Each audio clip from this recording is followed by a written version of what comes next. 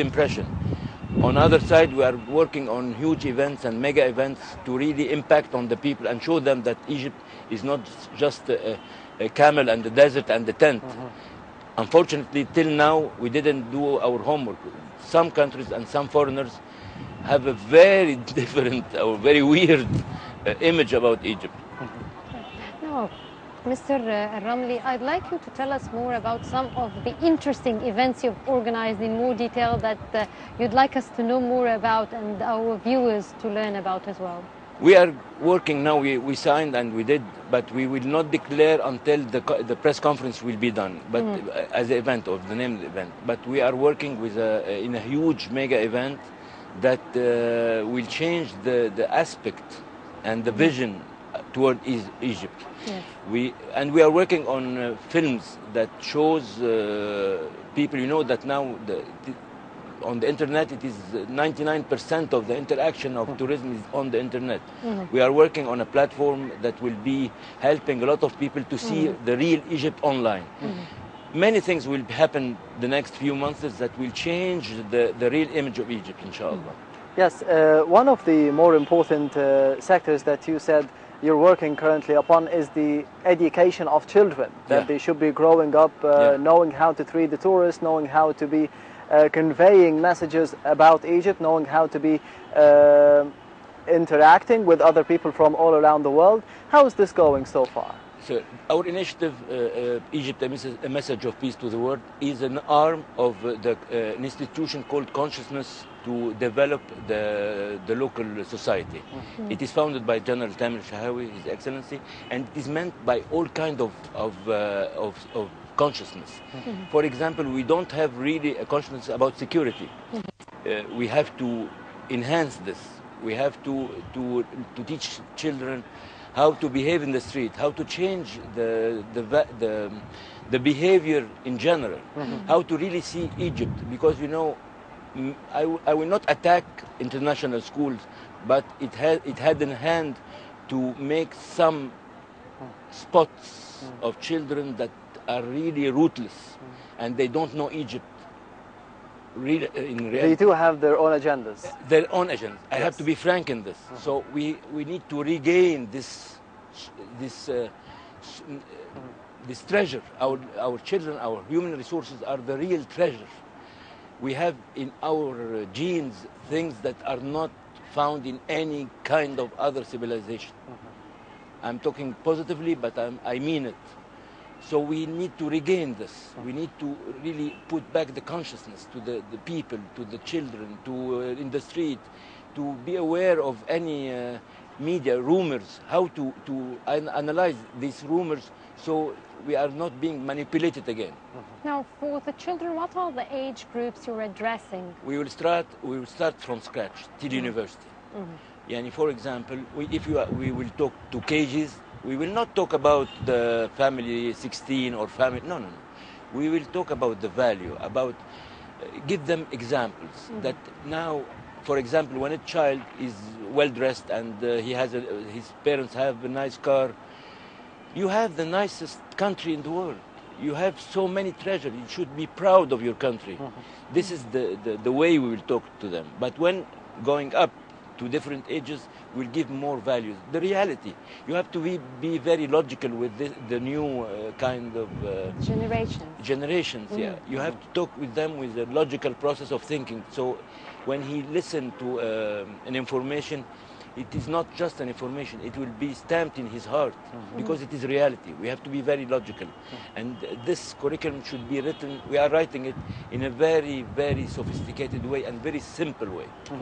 Yes, what about the coordination and the cooperation between you as an initiative and the government? How much of cooperation that you receive from the government? His Excellency General Tamir Shahawi sent so many documents to the ministers, and we are waiting for replies, but we are working. Sir, the government will never do everything. Yes. We as a social power, we have to work to help our country, to help the government. The government is doing her work in some way, in some strategy. We have to help.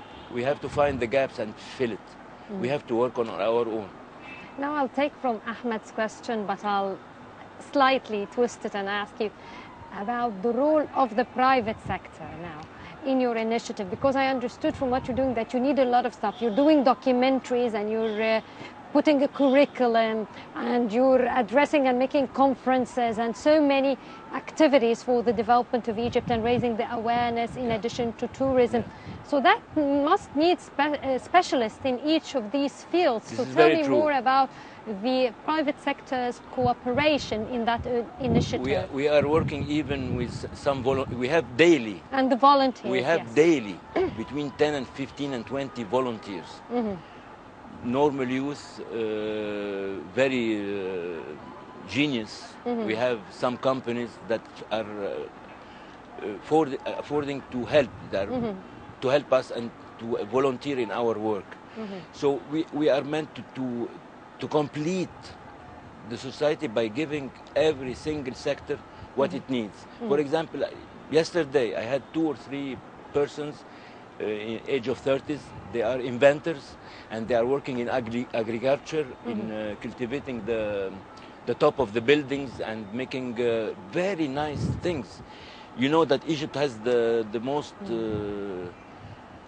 gigantic number of dishes, and so if this is green, you can imagine how it will be Cairo, for example.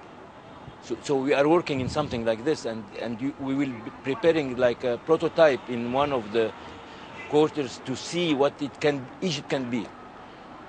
You see what you can imagine what Are you going to paint the satellites green, or you're talking about green technology that is environment friendly? No. For example, a building like this. Planting the roofs. Yes.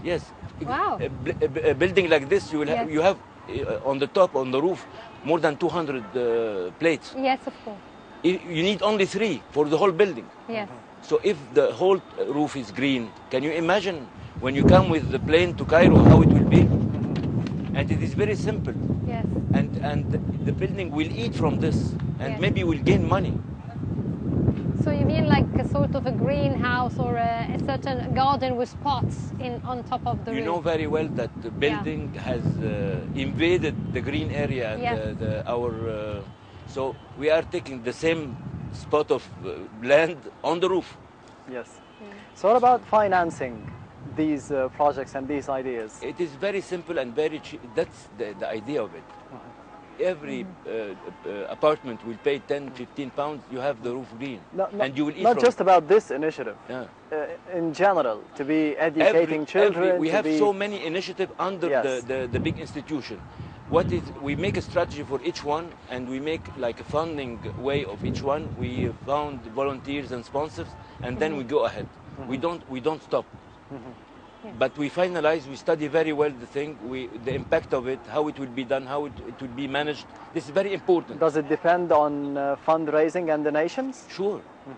And volunteers, many people, when he comes with this idea, we open the ports to him to bring the sponsors needed for this single project, and then it will go on. But after a very thorough study, yes. It is not just left kidda. Before the segment, as we were talking casually, you mentioned being involved also in projects concerning the new cities. Yes. In what ways are you involved? If we want to change, really, it is very hard to repair, but it is very simple to make new systems. For example, new cities, it's extremely important, and it will lose a little bit this condensation. The congestion, yeah. So, but when we do new cities, we have to think about the new code of ethics, the new code of municipalities, the new systems of irrigation, new system of traffic. So that's what we are meant, that to make a new model so it can be applied in the old cities after. Yes, Mr. Hisham Al-Ramli, the Executive Manager of Egypt, the Message of Peace Initiative. Thank you very much for being with us today here in Nile Cruise. Well, and now it's time to look at our own cruise online, where we will be looking at what's trending on the social media. Now let's look at it.